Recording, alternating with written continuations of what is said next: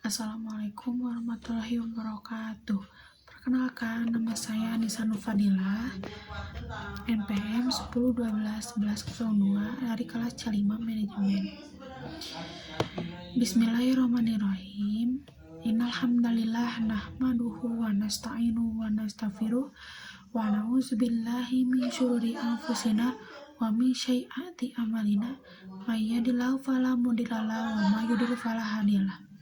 Asyhadu an la ilaha illallah wa asyhadu anna Muhammadan Rasulullah. Allahumma sholli ala Muhammad wa ala ali Muhammad. Puji serta syukur tidak lupa kita panjatkan kepada Allah Subhanahu wa taala yang telah memberi kita beribu-ribu kenikmatan, di antaranya nikmat iman, Islam serta kesehatan. Insya Allah di sini saya akan meresum materi tentang hakikat manusia. Hakikat manusia menurut kamus KBBI memiliki dua arti, yaitu makhluk. Menurut KBBI, makhluk adalah sesuatu yang dijadikan atau yang diciptakan oleh Tuhan seperti manusia, binatang, dan tumbuh-tumbuhan. Alal fitrah yang berada di atas fitrah. Menurut KBBI, fitrah adalah sifat asal kesucian bakat dan pembawaan manusia, merupakan makhluk ciptaan Allah Subhanahu wa taala. Ia diciptakan alal fitrah yang berada di atas fitrah sebagaimana dalam firman Allah dalam Quran surat Ar-Rum ayat 30. Manusia diciptakan alal fitrah maksudnya adalah diciptakan oleh Allah berada dalam kecenderungan kepada kebenaran dan patuh kepadanya. Adapun Allah menciptakan manusia lemah, yaitu dalam keadaan dhaif, kelemahan terutama dalam menghadapi godaan hawa nafsu.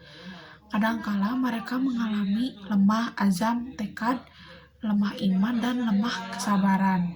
Selain itu, manusia pun pada dasarnya memiliki kelemahan fisik, sehingga Allah menetapkan kebijakannya dengan memudahkan berbagai perintah dan larangan.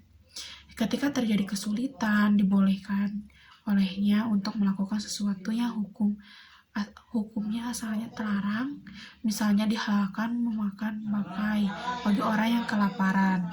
Allah berfirman dalam surat An-Nisa ayat 28. Manusia juga diciptakan oleh Allah dalam keadaan jahil, yaitu bodoh, yang terdapat dalam Quran surat Al-Ahzab ayat 72.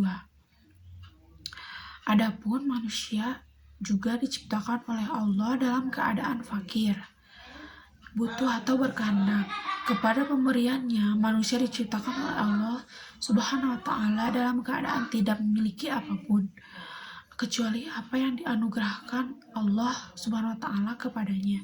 Semua yang dinikmati manusia sepanjang hidupnya adalah berasal dari Allah, maka manusia selalu dalam keadaan berkehendak dan kepentingan kepadanya. Manusia adalah satu-satunya makhluk Allah yang dimuliakan oleh Allah. Dari makhluk yang lain diantaranya dengan ditiupkan ruh, Allah Subhanahu wa taala memuliakan anak-anak Adam karena nafkhur ruhi, telah ditiupkan ruh ciptaan Allah kepadanya. Memiliki keistimewaan, manusia merupakan makhluk yang Allah anugerahi dengan berbagai keistimewaan dibandingkan makhluk lainnya, sebagai firman Allah dalam Quran surat Al-Isra ayat 70. Allah Subhanahu wa taala melebihi mereka itu dengan kelebihan yang sempurna. Kebanyakan manusia makhluk yang Allah ciptakan, ditundukkannya alam kepadanya. Manusia pun dimuliakan oleh Allah Subhanahu wa taala karena masyarul lahu, telah ditundukkan alam ini kepadanya. Manusia adalah makhluk yang mukallafun, dibebani tanggung jawab. Di pembahasan Maddah Tariful Insan telah diulas bahwa manusia diberi amanah ibadah dan khilafah oleh Allah Subhanahu wa taala. Ibadah yaitu taat kepada Allah dengan melaksanakan perintahnya, baik berupa perbuatan maupun perkataan yang berupa lahir maupun batin. Manusia diwajibkan untuk beribadah sebagaimana terdapat pada firman Allah Quran surat 51 ayat 5, Quran surat 51 ayat 56. Khilafah di antara tugas Khalifatullah fi ardi ialah menegakkan hak keadilan di muka bumi, membersihkan alam ini dari perbuatan najis, syirik, fasik, serta meninggikan kalimat Allah. Adapun bebas memilih, manusia adalah makhluk yang mukharayun, diberi pilihan oleh Allah SWT. Apakah memilih al-iman atau al-kufru, sebagaimana firman Allah dalam Quran surat At-Taghabun ayat 2 yang berbunyi,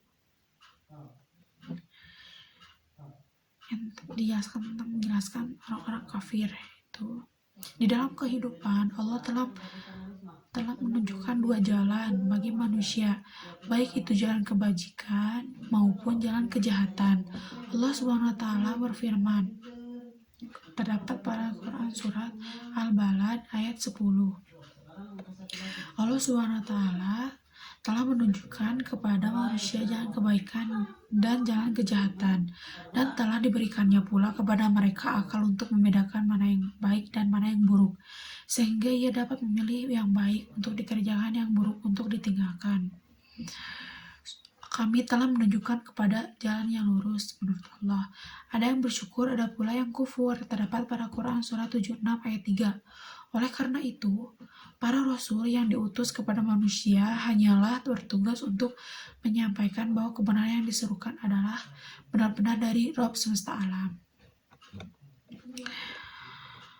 Adapun terdapat banyak dalam Quran surat-surat yang menjelaskan tentang bagaimana Allah memberitahu kepada manusia. Setiap perbuatan pasti akan mendapat balasan apa yang Allah telah ia perbuat.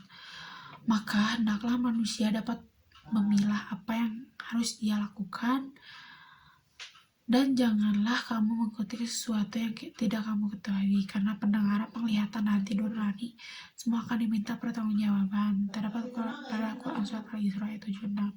Sekian dari saya, semoga bermanfaat. Terima kasih. Assalamualaikum warahmatullahi wabarakatuh.